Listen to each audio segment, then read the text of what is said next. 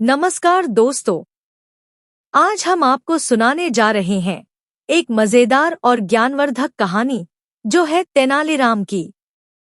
तेनालीराम, जो न केवल एक महान विद्वान थे बल्कि अपनी चतुराई और हंसी खुशी से हमेशा दूसरों को चौंका देते थे। तो चलिए जानते हैं तेनालीराम की एक और दिलचस्प कहानी। तेनालीराम का जन्म 16वीं शताब्दी में भारत के आंध्र प्रदेश राज्य के गुंटूर जिले के गांव गल्लापाडू में हुआ था। तेनालीराम एक तेलुगु ब्राह्मण परिवार में जन्मे थे। वह पेशे से कवि थे। वह तेलुगु साहित्य के महान ज्ञानी थे। अपने वाक चातुर्य के कारण वह काफी प्रख्यात थे और उन्हें विकट कवि के उपनाम से संबोधित किया जाता था। तेनालीराम के पिता गर्लापति रामैया तेनाली गांव के रामलिंगेश्वरास्वामी मंदिर के पुजारी हुआ करते थे।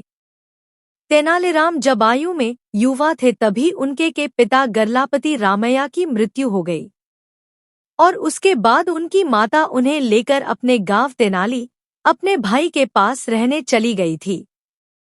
तेनालीराम शिव भक्त भी थे, इसलिए उन्हें तेनाली रामलिंगा के नाम से भी पुकारा जाता था। इतिहासकारों के मुताबिक कुछ समय के बाद उन्होंने वैष्णव धर्म अपना लिया था। तेनालीराम को पाठशाला का विधिवत अभ्यास नहीं प्राप्त हुआ था, पर उनकी सीखने की तीव्र इच्छा और ज्ञान के प्रति धुन के कारण उन्हें शिष्यावृत्ति प्राप्त हुई थी। परंतु उनके पूर्व शिव भक्त होने के कारण उन्हें वैष्णव अनुयायियों द्वारा एक शिष्य की तरह स्वीकारा नहीं गया था। फिर एक महान संत ने उन्हें काली की पूजा करने की सलाह दी और ऐसा कहा जाता है कि संत की बात मानकर तेनालीराम ने काली देवी की खूब तपस्या की और उसी के परिणाम स्वरूप तेनालीराम को देवी काली से उत्कृष्ट हास्य कवि बनने का वरदान मिला। तेनालीराम ने अपने आगे के जीवन में भागवत मेला मंडल के साथ जुड़ाव किया और एक दिन भागवत मेला मंडल महाराज कृष्णदेव राय के दरबार में अपना कार्यक्रम प्रदर्शित करने के लिए पहुंचा। उन्होंने अपने प्रभावशाली प्रदर्शन से राजा कृष्णदेव राय को बहुत प्रभावित कर दिया और कृष्णदेव राय तेनालीराम को अपने दरबार में 8वें स्कॉलर अष्टदिग्गज मंडल में हास्य कवि के पद पर शामिल कर लिया।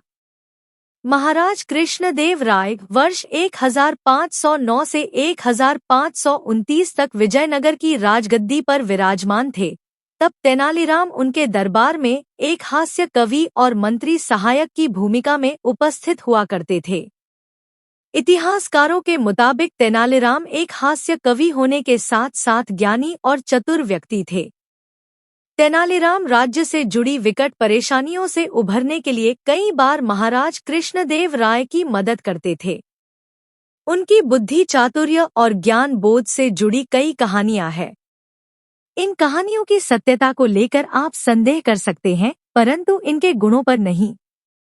तो दोस्तों, आपको कैसी लगी यह तेनालीराम की कहानी? उम्मीद है कि आपको यह कहानी पसंद आई होगी और आपने कुछ नया सीखा होगा। अगर आपको और भी मजेदार और रोचक कहानियां सुननी हो तो हमारे चैनल को सब्सक्राइब करना न भूलें। धन्यवाद और अगले वीडियो में मिलते हैं।